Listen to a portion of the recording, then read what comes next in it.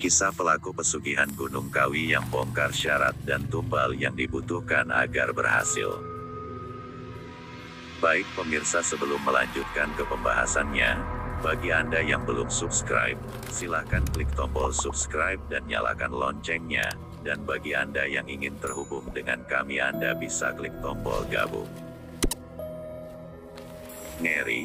Ngeri agar berhasil melakukan pesugihan Gunung Kawi, pelaku harus memenuhi syarat dan tumbal yang dibutuhkan itu tumbalnya anggota keluarga yang masih ada hubungan darah. Memang, sepintas para pelaku tidak menyadari bahwa Gunung Kawi merupakan destinasi wisata atau ziarah semata, namun di balik ziarah tersebut pelaku akan mengikat kontrak atau perjanjian gaib, bahwa siapapun yang melakukan ziarah ke Gunung Kawi, atau bisa disebut ritual pesugihan Gunung Kawi, akan dibantu. Namun di balik jasa gaib yang telah membantu pelaku, akan diminta ganti dengan nyawa sebagai timbal balik. Nyawa tersebut akan dijadikan tumbal atau budak di alam gaib. Sungguh ngeri. Ada berbagai macam cara untuk bisa kaya. Ada yang lama dan ada juga yang cepat. Ada yang dengan cara halal, ada yang haram, seperti pesugihan. Salah satu pesugihan bisa dilakukan dengan cara datang ke tempat tertentu dan melakukan ritual tertentu.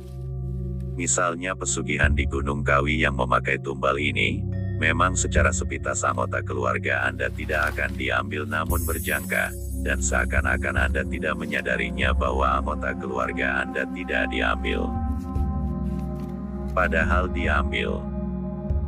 Seperti apa pesugihan di Gunung Kawi dan apa saja syaratnya?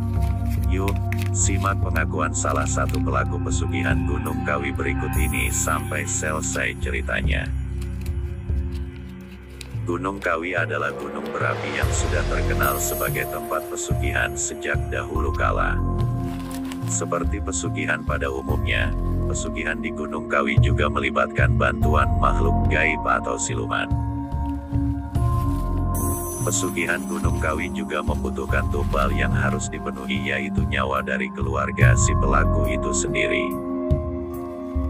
Namun konon, kekayaan yang nantinya didapat dari pesugihan ini tidak akan bertahan lama karena sosok siluman atau dedemit Gunung Kawi akan mengambilnya kembali di akhir hayat pelaku pesugihan.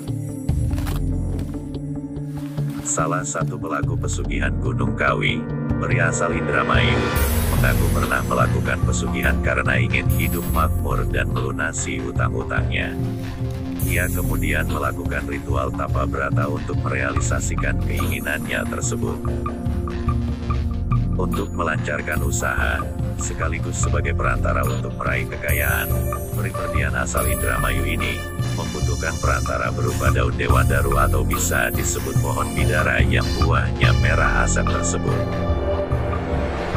Pribadian asal Indramayu ini juga harus menyiapkan ube rampe atau sesajen untuk penguasa Gunung Kawi atau siluman Gunung Kawi ini. Tak hanya itu, pelaku juga harus menyiapkan syarat lain seperti tumbal. Tumbalnya pun gak main-main, harus keluarga atau diri sendiri. Serem bukan? Jadi Anda jangan pernah berniat atau coba-coba.